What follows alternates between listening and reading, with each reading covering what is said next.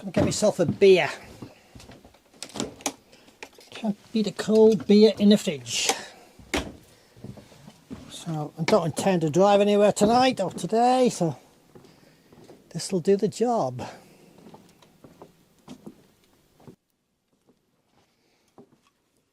Going now to put up the smoke, I think. Not much I can do about it. I probably don't need it today, but hey, I've got the wood, I've got the facility, so I might as well just do it. So, it's a while since I've done one of these little chats up here, and I thought it was about time I bored you.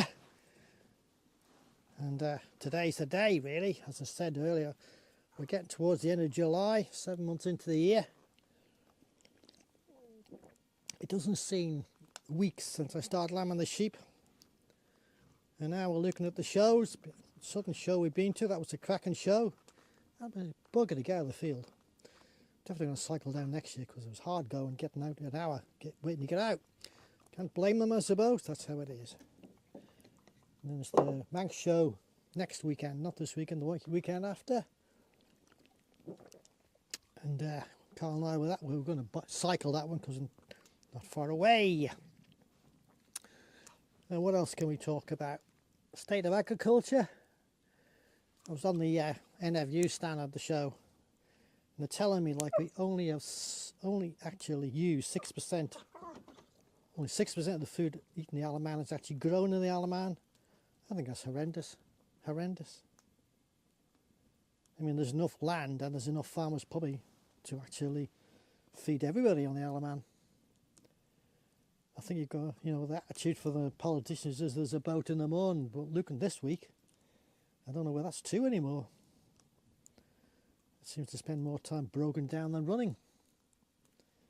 But hey, what do I know? Wiser men than me have decided farmers are secondary nature. I'm sure they would love to just have a few big landowners, plant thousands of trees, and make everybody happy. But you can't eat trees. And as I've mentioned on the video, because I'm going to include a little bit of what I do around here. I've got my little oasis up here which I top and lime regularly and feed, and it grows grass for phenomenal weight to feed the animals. Fields have not been ploughed for 10 years, so it's not new grass, but they do well. But I'm sitting up here, and apart from the hill right out over there, I think that's Trevor Quirk's land. It's a nice afternoon. It's getting towards the end of July 2025. Another year is nearly gone. Just going to show you what happens around the world. There's hundreds of acres up here with very few animals. The little green fields you see in the front of me here, they're my fields, which I generally top and lime and fertilise most years. Apart from the fields up on top of the hill behind me here, there's mostly horses around here. Get me wrong, I'm not knocking horses, it's not my style, but what happens if the ground doesn't get used? It ends up to be rushes and gorse. Nothing eats rushes, and the gorse is just not a native species. So although you may like to plant your trees and have your wildlife set aside, without them being farmed, the wildlife won't survive because the rushes will take over. And nothing eats rushes, unfortunately. So I've got about 30 acres here in total I look after over the period of the winter months and most of the year actually. This is a few of my sheep, Xlana crosses. They shear themselves, which I love. Price the world's a waste of time.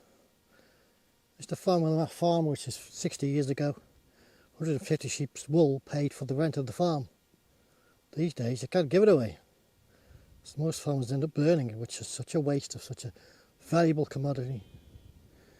They've done very well this year, but the grass has been plentiful, so that has helped.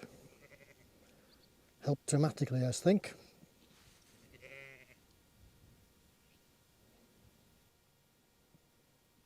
Here the ewe lambs are usually sell on for breeding. Unfortunately, the ram lambs have to be sold for meat. they cover the cost of the rest of the animals. I can't kill them myself, I'm pathetic. I have to give them to somebody else to do that with. But they seem to find it okay. And they'll end up on somebody's plate sometime with a bit of mint sauce.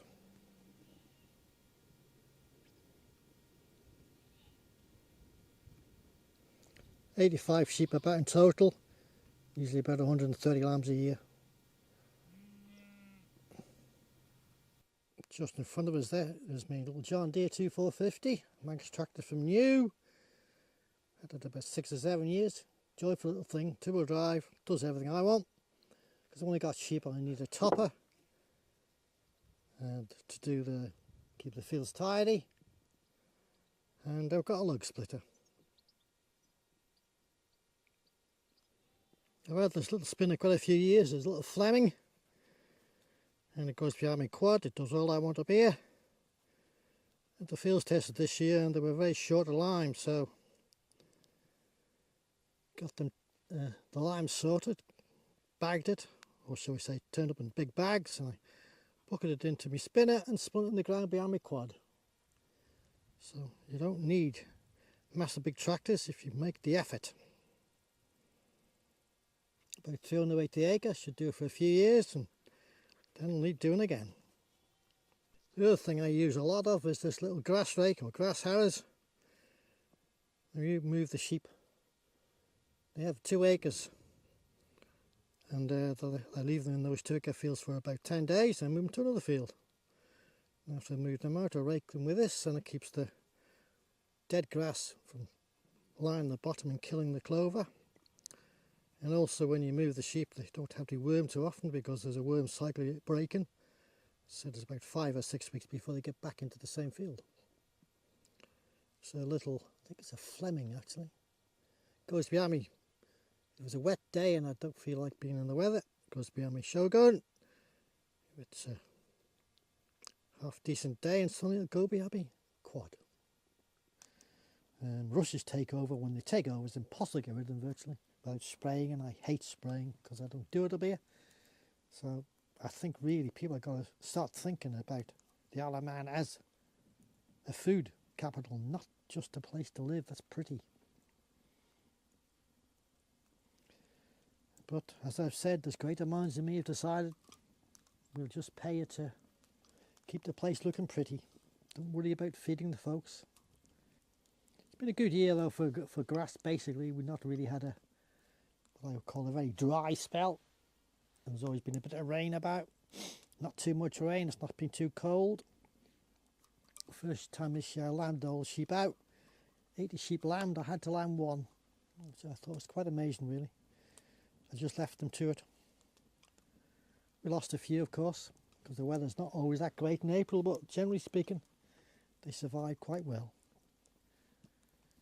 What else is happening in the world? Well, everywhere's at war. I always thought that Trump would have sorted it out, but it hasn't happened. Still waiting for something to happen. He seems to be a big fan of Israel, I'm not sure why. And of course, you know, there's a distraction, isn't there? When there's wars about, what they call, when you keep people separated, you keep them from being inquisitive. Keeps them on their toes, and there's greater powers than me out of controlling the world at the moment. Money is war, war is money. I'm just wondering whether some of these so-called American politicians would be happy if the war involved sending their own children there. I don't think so. I don't think so at all. Anyway, back to the Isle of Man. There seems to be quite a, so we say, disappointment with our politicians. Seems to be. Don't seem to be giving them what people want or what we can get, and we find out there's things happen that we didn't know about, and they send aid to places in the world that possibly don't need it when we need it ourselves. And really the Isle of Man is a political party. I know a few people have advocated it and we've tried it, but it's not been successful. But as it is at the moment, it's not working. It is not working at all. And as I said, you know, when they talk about a 20-mile-an-hour speed limit, that's not what's going on in the Isle of Man. There's something behind that which you've not seen or not noticed. I don't know what it is, but I'm sure we'll find out. More interesting, for me and Carla anyway, we've got a few more places to do. We're going to do the Croit this week. Where there's 2 others up in Tulty we'll need to do. If you are bored one night and nothing else to do and the television's shite, just tune into our YouTube channel, Ray and Carla. Memory's not what it was, folks. I've got to resort to looking in the book these days. I hope you've all got my Thornton books, 1, 2 and 3. Definitely worth searching out. You can find them second hand somewhere. The rest of them, the tinny is about 30 for sale in total, as I've said a few times. If you want them signed, I will do so. Otherwise, talk to Rob and Yana. They've got them there, but I don't intend to print any more. So when they're gone, folks. That's it, I'm afraid. It's too expensive these days to print a few. So don't hang around if you want them. They won't be any cheaper. Anyway, this is volume 1. I was going to tell you about the ruins on Tholty Will, which you can visit. So let's start. This is the first one I come to in this book is called Cramig. That's at the top of the dam. Doesn't matter which way you go, it's a real tough one to get to. Either down across the walk around the side of the dam and up the side, or you walk across from Montpellier. When you come past Montpellier, there's a little farm ruin called Close Farm on your way. That's now also privately owned, I'm afraid, so you can't go into there. We've also got the Corrody, which is just opposite the dam. That's now privately owned as well. And the one in past it is called the Creggans. The other one across the other side there is Killabrega. Don't forget that one. Tholty Will Farm is another cracker one. That's yeah, the one across the valley from Killabrega is called Ballaskellia. That means Skelly's Farm. There's a trek up to that one from down the valley. There's a zigzag path. There's rumours that the guy who farmed up there spent his years going up and down the motorbike, which I find difficult to believe, but that's what they tell me. The other one in Tholty Will Forest is called Sherrick Vane. You may have heard of a poem, I think it's by T. Brown, someone will put me right or I'm wrong, I'm sure, called Kitty of the Sherrick Vane. It's certainly worth digging out, that one. So I said, those are all ones you can visit without upsetting anybody. It's just sheep. Keep your dog under control, and don't take your dog and tell people where you're going. But get them on your list. The kids will love it. You get them outside, they won't want to come home. Said most of those in volume 1 of my books. There's volume 2 and 3, some of the others are. And as I said, there's a few left, but I'm not doing any more. So I suppose that's the advert, really. Carl and I did some slideshows at the Tynwald Inn last year on the volumes. We're going to do the same this year, but probably put some different pictures in and add some information we didn't have last time. So keep an eye out for that in the press or on Tynwald's site. I think it'll be starting October sometime. We've also got the plan to do a show of Thorntons I've not shown before, which are private and can't be visited, but I can show them to you. They'll also do a smashing Manx supper when you're there, and Carla will be waiting on if before we do the slideshow. She's now a big part of my shows, or a big part of my Thornton world. She's going to take over the mantle when I can't do it. As I said, my years are creeping on me. The legs aren't what they were. The knees are a bit sore these days. But as they say, use it or lose it. I have no big plans to change anything particular.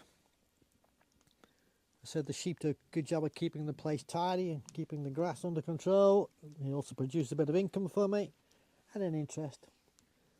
So I have to visit and see them every day in case there's something wrong. This is half the flock as I've shown you, and the other half's on another farm. And they've done well this year. They have done really well. Put a new tup in last year. I think he's probably improved the stocks style, I suppose. I did see some of the animals at the show. There's some fabulous big tups there, some big rams. And they did look the part. The only trouble is I find with a really big ram, you've got to get it out of the sheep. And it's always having a fabulous lamb, but it's not much use to you if it's dead. My animals have, well, the tups have very small heads, so they generally lamb on their own. And you only need to get them to 40 odd kilos, and that's it. You don't get much more for one that's 45 kilos than 40 kilos, so the losses you gain from having such a big animal just make up for what you gain, basically. So I keep my stock all easy care. I don't use a fatter tup, and produces nice ewe lambs as well, which are quite saleable. So what the rest of the world, or what's planned to happen in the world, I don't honestly know. I could quite happily stay up here without the radio or the TV on and just do my own little thing. But unfortunately you get yourself in a bubble, so you don't always know what is happening. Sometimes you do need to know. Faithful hounds are still with me. It's Penny, 10 years old and still as boisterous as ever. They spend a lot of time up here with me. Do you, Penny? It's food time, so that's why she's hanging around. There's Roxy. Are you at Rox? You got your stick? As you can see, they are stick mad, and that keeps me going day after day, just throwing it for them. It keeps them healthy. It's absolutely no use as sheepdogs, total waste of time having them, but they're good pets, aren't you girls? Penny's not as fast as Roxy, so what happens is Roxy drops the stick halfway up the steps, Penny picks it up, drops on her feet. Works quite well really, doesn't it, girls? It does work well, he said.